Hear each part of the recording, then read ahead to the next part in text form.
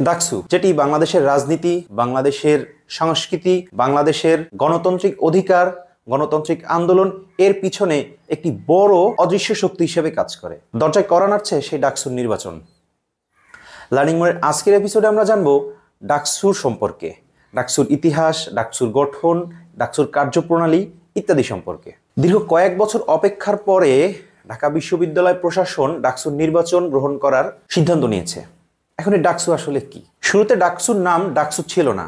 শুরুতে ডাকসুর নাম ডুসু ছিল, অর্থাৎ ঢাকা বিশ্ববিদ্যালয় ছাত্র সংসদ বা ডুসু হিসাবে 1923 সালে ডাকসুর যাত্রা শুরু করে এবং পরবর্তীতে 1953 সালে গঠনতন্ত্র সংশোধনের মাধ্যমে ডুসুকে ডাকসুতে রূপান্তর করা হয়। অর্থাৎ ডাকসু এর ইংরেজি ফুল মিনিংস হচ্ছে Dhaka university central student union, যেটি আগে নাম ছিল ঢাকা ইউনিভার্সিটি স্টুডেন্ট ইউনিয়ন হিসেবে। 1923-24 শিক্ষাবর্ষে ঢাকা বিশ্ববিদ্যালয় ছাত্র সংসদ নামে একটি ছাত্র সংসদ অনুমোদন করে বিশ্ববিদ্যালয়ের কর্তৃপক্ষ, যা পরবর্তীতে ঢাকা বিশ্ববিদ্যালয় কেন্দ্রীয় ছাত্র সংসদ বা ডাকসু নামে পরিচিতি পায়। এটি শুধু একটি সংগঠন নয়, এটি বাংলাদেশের আবেগ, বাংলাদেশের ইতিহাসের অবিচ্ছেদ্য একটি অংশ।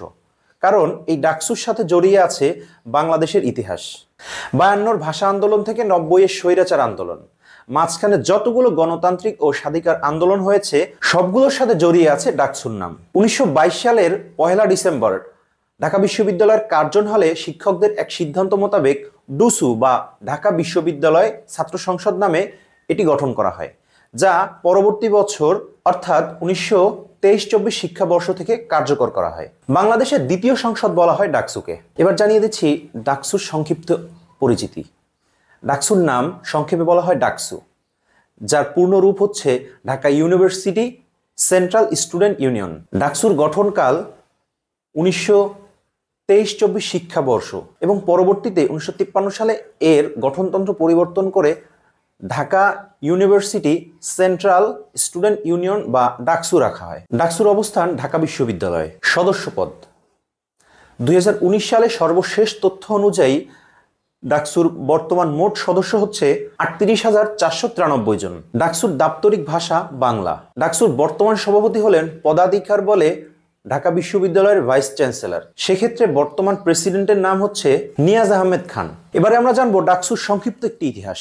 1922 সালের 1 ডিসেম্বর ঢাকা বিশ্ববিদ্যালয়ের কার্জন হলে অনুষ্ঠিত শিক্ষকদের একটি সভায় ঢাকা বিশ্ববিদ্যালয় ছাত্র সংসদ নামে একটি ছাত্র সংসদ গঠন করার সিদ্ধান্ত গ্রহণ করা হয়। 1923 সালের 19 জানুয়ারি ঢাকা বিশ্ববিদ্যালয় শিক্ষকদের সেই সিদ্ধান্ত মোতাবেক একটি ছাত্র সংসদের গঠনতন্ত্র প্রণয়ন করা হয় এবং এই গঠনতন্ত্র মোতাবেক ঢাকা বিশ্ববিদ্যালয় ছাত্র সংসদ নামে একটি ছাত্র সংসদ গঠন করা হয় এবং ওই বছরই অর্থাৎ 1923-24 শিক্ষাবর্ষেই ঢাকা বিশ্ববিদ্যালয় ছাত্র সংসদ তার যাত্রা শুরু করে। 1925 সালের 30 অক্টোবর সংসদের সাধারণ সভায় ডাকসুর খসড়া গঠনতন্ত্র অনুমোদন করা হয় এবং পরবর্তীতে বিশ্ববিদ্যালয় প্রশাসন সেটি অনুমোদন করে। ঢাকা বিশ্ববিদ্যালয় ছাত্র সংসদের প্রথম ভিপি ছিলেন মমতাজ উদ্দিন আহমেদ, প্রথম জিএস ছিলেন যোগেন্দ্রনাথ সেনগুপ্ত।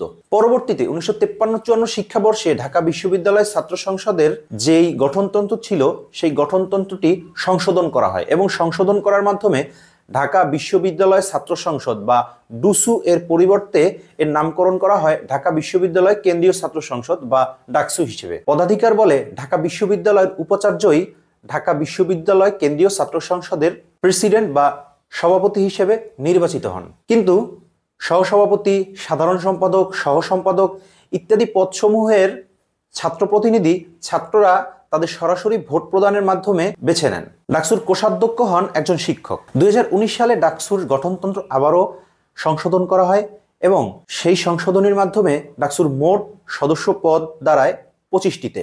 ডাকসুর কার্যক্রম নিয়ন্ত্রণ করে ঢাকা বিশ্ববিদ্যালয়ের 1973 সালের একটি অর্ডার। ডাকসুর ইতিহাসে মোট 37টি নির্বাচন হয়েছে, যেটি 1990 সাল পর্যন্ত ছিল 36 এবং 90 সাল পরবর্তীতে মাত্র একটি নির্বাচন হয়েছিল। 2019 সালের সর্বশেষ সেই নির্বাচনে ডাকসুর ভিপি হয়েছিলেন ছাত্র অধিকার পরিষদের নুরুল হক নূর। এবং স্বাধীন বাংলাদেশে প্রথম ডাকসুর সভাপতি নির্বাচিত হন মুজাহিদুল ইসলাম সেলিম। রাজনীতির পাশাপাশি সাংস্কৃতিক অঙ্গনেও ডাকসুর রয়েছে এক বিরাট ভূমিকা।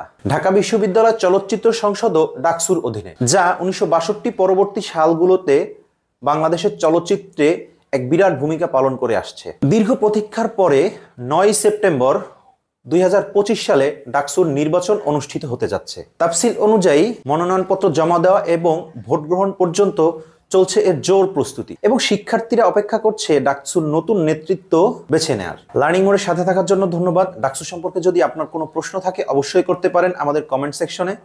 আশা করি সঠিক এবং সদুত্তর পেয়ে যাবেন।